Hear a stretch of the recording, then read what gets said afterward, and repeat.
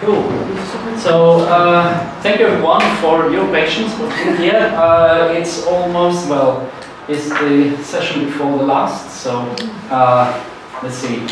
I've got a lot of visuals. First of all, can you see properly? Looks like you can actually see very well, so good. I'm going to have a lot of visuals, maps, so hopefully this will cheer everybody's up.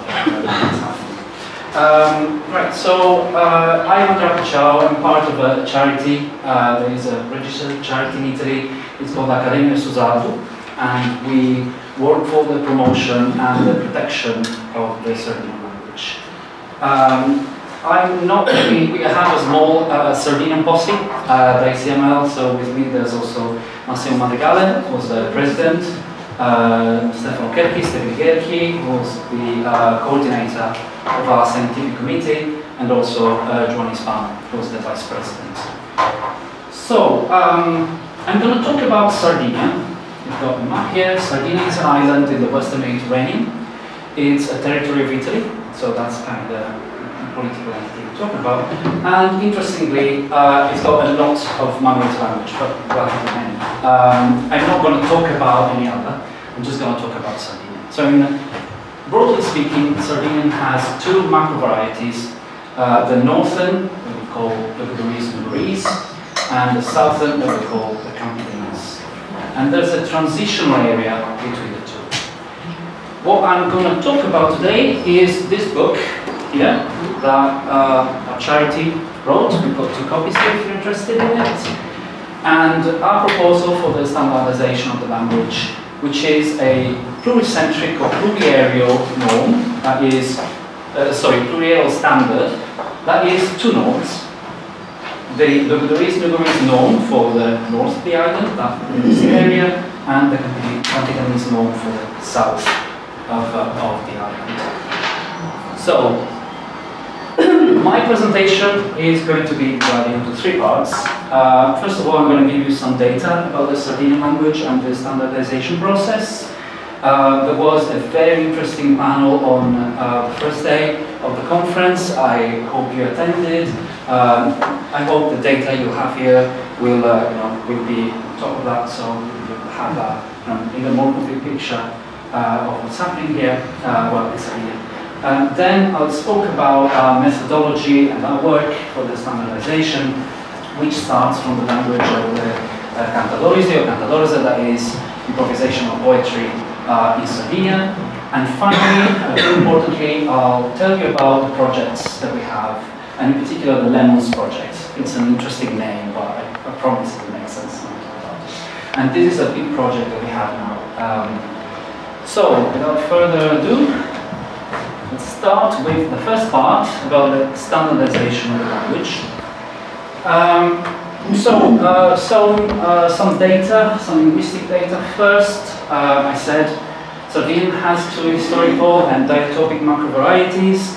It's the Lìnguas one and the Lìnguas in the south. There's the Mezzania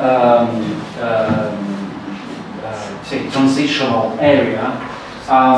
It's very important that it's not a neat distinction between these two macro varieties. So the area that you see here, the Mezzania area, is actually obtained by the superposition of three isogloss lines. We go the velar palatal isogloss line, the plural article isogloss line, and the final vowel isogloss line. So it's not a neat classification. It makes sense to kind of go a little bit deeper into this categorization, because some scholars, because of the lack of a single isogloss line, have they've criticized this classification, this taxonomy, but in practice this taxonomy is still the most used in the literature, and the reason is it's very powerful. It's very powerful in terms of descriptive power, and in first approximation at least, it's an incredibly good way of seeing of thinking about this language.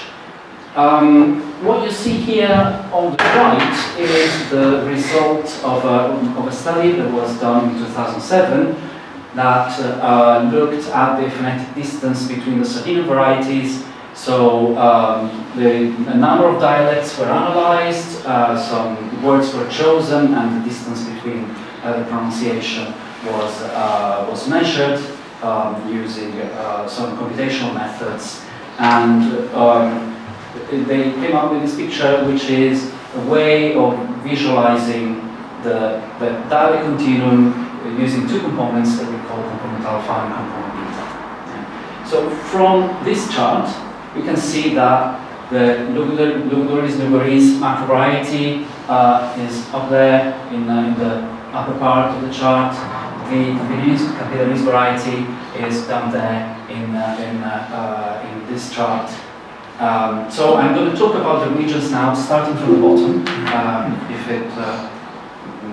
so that will fall together. So the Capitalese macro variety, as you can see here, is a lot more compact in terms of phonetic distance. So the dialects tend to be relatively similar. In the Capitalese part is, of course, the whole south of the island, pretty much. And that's where two of the three largest cities in Sardinia are. They're all here in this gulf. And in general, the demographic tendency is that most of the settlements, or the large settlements, will be around the coast over there. But there's the internal part is also quite populated. So that's the characteristics of Campidonese. The mezzanine, again, I spoke about that. From this chart, you can see how widespread it is in terms of phonetic distance. And the reason is that the mezzanine area is not a macro variety. It's just a set of dialects. And each of these dialects, depending on the village, combine features that we normally associate with one or the other macro variety. Finally, we have the Lugudorese area, which is there at the top. This area is, let's say, is pretty much informally populated, so there is no demographic tendency in terms of where most of the population is, but we have Nugoro, which is there in the middle, and it's a quite big city, not comparable in size with the Cagliari and the rest of the island in the south. In terms of linguistic diversity, the Lugudorese macro variety has a lot more internal diversity, and this is very important. And so for the rest of the presentation, we're going to talk about that a lot, especially in the methodological part. The Campidanese and Lugudorese macro varieties differ in terms of phonology, morphology, and in part also syntax. So there is a noticeable difference to speakers between these two macro varieties. In terms of number of speakers, I'm going to talk about this a little bit more in a second, but roughly it's 50%, 50%. So 50-50 Lugudorese and Campidanese. However, I'm going to move on to the next slide, which gives us some more socio-linguistic data. The most recent statistics that we have of the language that has the seal of the Sardinian autonomous region is from 2007, so it's seriously old. It's 18 years old. But I'm going to talk about these results here because they are quite fundamental. This study has been also quite discussed, like a lot of things in Sardinia, very contentious, and in terms of methodology. And one of the first things that we might notice, these charts are talking about self-assessed, active and passive competence.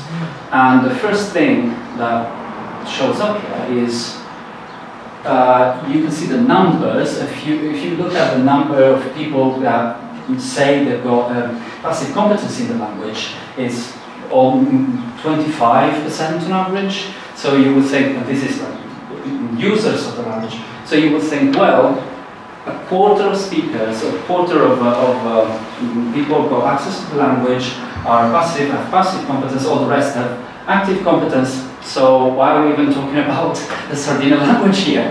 This is doing very well, but actually this language is categorized as severely endangered by UNESCO.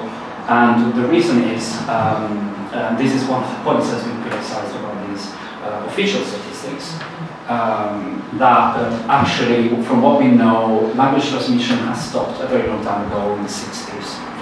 And but there are some elements of these charts, of this data, that we can consider as useful data. For example, look at the age range here and the division of the speakers.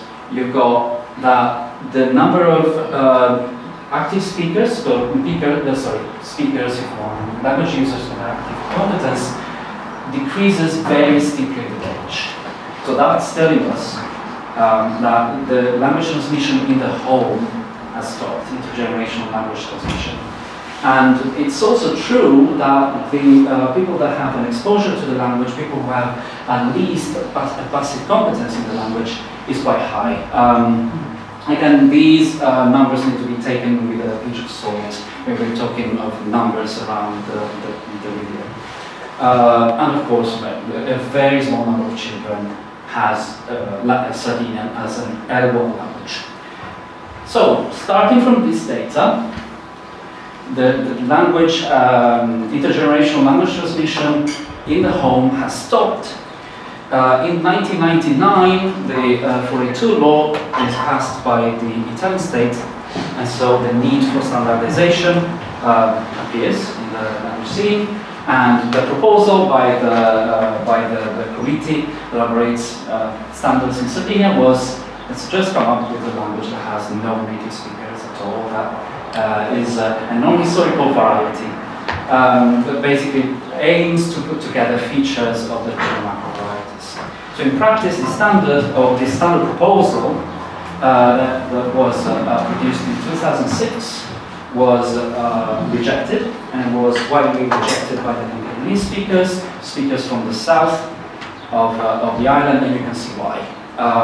So we're talking about 50% of the speakers here, and 50% of the speakers here. And LC is very historically in the area. And there's also an element that I want to cite about the Lìnguas de Minoria, which is actually in the booklet that defines it, that gives the indications for its use, which is, they say the North variety was chosen because it was more identity making, so whatever that means. But you can understand that it's a problematic approach. Here, what I've done, I charted the data from that chart to show you the distance. So when the Cunferèntzia speakers reject the Lìnguas de Minoria, they have some objective reason. You can see that the Cunferèntzia varieties are a lot further from the standard compared to the Logudorese varieties. I didn't do this classification, by the way. This is from the 2007 study, so I decided to keep it for charting. You can see there's so it's closer quite objectively to the Logudorese macro variety. There's a lot to talk about, so I could talk about this first part for ages. I'm not going to do that. What I'm going to do is, if you're interested in the problems around the standardization of Sardinian and the language planning in Sardinia, I suggest you go read this article in particular. It's not a super new article, but still gives a good picture of what's going on there. Right, so moving on. We've got our work, which starts from the language of the Cantadoresi or Cantadorese. I want to talk about where we come from, where Acadèmia de Sardu comes from, to give you an idea of how we came up with this. So Acadèmia de Sardu was founded by students of Professor Eduardo Ferrer, who was a full professor of Sardinian linguistics at the University of Cagliari. He was the editor of the manual of Sardinian linguistics, and he was a person with pretty encyclopedic knowledge of the language. So he was basically one of the people whose work has been fundamental for us. And another person I want to recognize here is Sighi-sì, who was the first president of our charity, and he was also a student of Professor Eduardo. So Professor Eduardo Blasco Ferrer, he had been using this pluricentric approach for a very long time. His first grammars appeared in the early 90s, already using this standard. So the idea at the base is that we start from the oral tradition of the cantadores cantadores, so the improvisational poetry in the Sardinian language. This is a pretty interesting phenomenon that's been studied in the literature quite a bit. The different improvisational poetry poets who travel in each of their linguistic areas. So poets from the Logudoro area will travel throughout the linguistic area to participate to poetry contests and to win money. They had to use a language that was widely understandable by most people, and so this process, this natural codification process started. This process is quite well discussed in the literature. We also have a publication here, book, if you're interested in this one, you're interested quite well detailed. So, let's dive into the methodology. I'm going to talk about the Logudorese and Logudorese variety, first of all. What we've done is we studied the language that was used by the cantadores in the north, and we divided the features of this language, this linguistic code, into 3 categories. I'm not going to have the time to go through everything, so I'll be quite brief here. The first category is features that are common to all the Logudorese and Logudorese varieties. If we are thinking about a shared linguistic code for all the people from the north of the island, the Logudoro area, this is features that we want to have, so we incorporated them in our proposal. Then we've got another set of features which are common to all the varieties excluding the Logudorese variety, which has some phonetic features that are particularly conservative. And so this we included because these are features that are still widespread in the linguistic area. And finally, we have features that are instead particular of an area. So these are non-etymological features specific to northwest Logudorese. And we did not include this because we're thinking about something that is very much shared throughout the whole region. On top of this, we mitigated the variation using the etymology criterion.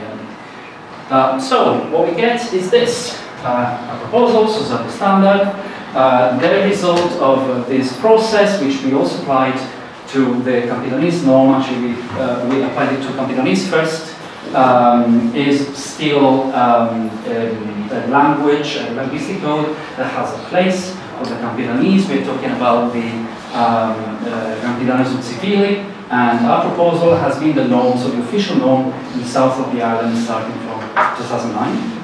And in the north, the dialect in particular we're talking about is the central Logudorese dialect, which has all the features that we talked about. On top of this, we had the mitigation effect of given by the etymological criterion, and that gives some mediation between the varieties that are close to the dialects that we talk about.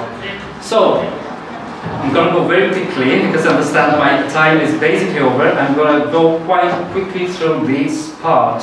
Lemons project. So, Lemons stands for the Spelling Dictionary of Sardinian with the standard orthography. That's the acronym is in Sardinian, but that's what it means. Our standard, we want it to be used as a compass for new speakers. So you can see here the word venturjo, venturzu, which is our proposal. These are all, which comes from Vulturius, so vulture, and we went and looked for all the different ways. This particular word, so we're talking about variants of this word that we could find. So different ways people pronounce this word, with all the different phonetic and features of that you can get. So we counted 42 different ways So you can imagine a student that is approaching the language, which difficulties they can find. And our idea is that this, which we want to be a interactive atlas of the Sardinian language, to be useful for students, we want this to be read at several levels. So you can imagine a student that approaches the language, they might be, they'll have a strong reference in the standard, but once one has a solid foot in the language, then they can investigate. Then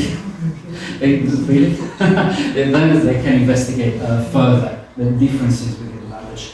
I'm going to close quite quickly. I'm going to skip this slide, but I was going to talk about how the atlas works. Well, the atlas is interactive. People can submit their pronunciation of the words. It's meant to be a big crowdsourcing platform for the Sardinian language. So it's interactive. There's got pronunciations, quick recordings, and maps, and so on. So this brings me to a close. So I told you about our proposal for the Sardinian language. I provided some data about why we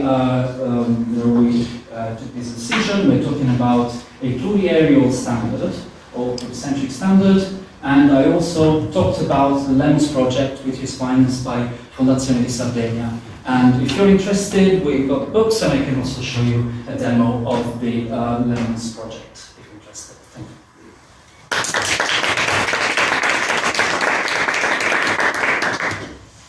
Thank you very much. Thank you for packing so much information. It's really, so really yes, excellent. Thank you. We do have time for questions. So do we have any questions? Thank you very much for your presentation. It's very clear. I'm curious to know if you, as association, already presented your proposal in some context, official or not, in what part of Sardinia, and what kind of reactions you received. Okay, so in terms of presenting this to institutions, we are starting to do that. For example, the LEMS project was pretty much based on the idea of the standard. Massimo is probably the right person to discuss that, so you want to get that in further.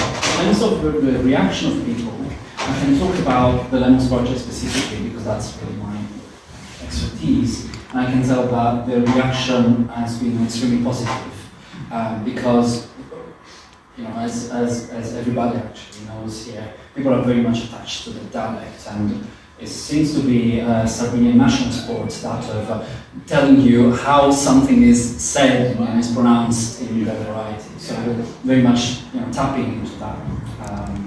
So yes, that's been very positive. Of course, there's also a marginal political element, as in some minority that may criticize, but overall it's been really positive. At least on social media, for example, the reaction's been positive.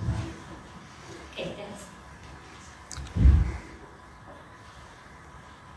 Do you think that, if I know, I mean, Sardinian is not so much then used in schools? It's not. It's not used. It's not yet.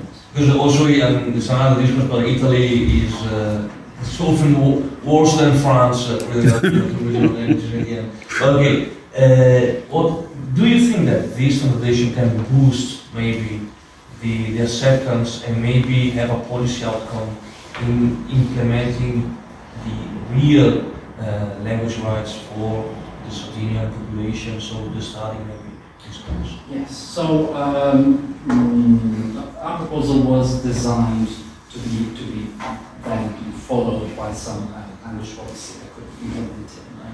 Right? One of the things that, if you want, is one of the points of strength of this norm is that because it's so close to the local varieties, it should be easier also to train teachers. So the idea is that something like this can be implemented quickly throughout the island. Unfortunately, the political situation, as you know, is problematic. there's also another element that we are designing some language policies that are, how can I say it, robust politics. And so if it's a tool that people can use autonomously, it's already something positive. And then if it's accepted and kind of widespreadly kind of implemented by the autonomous region, which is what we want, what we are going to propose. That's, that's it. But in the end, it's the community that will have to decide. Right? If it's a valid way or if it's an accepted way or not.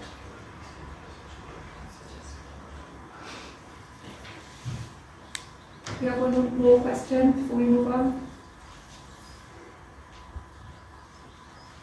Brilliant. Remember that the book is available also. Yes, if anybody's interested in reading it, please do. We've got 2 copies. We're not going to fly back to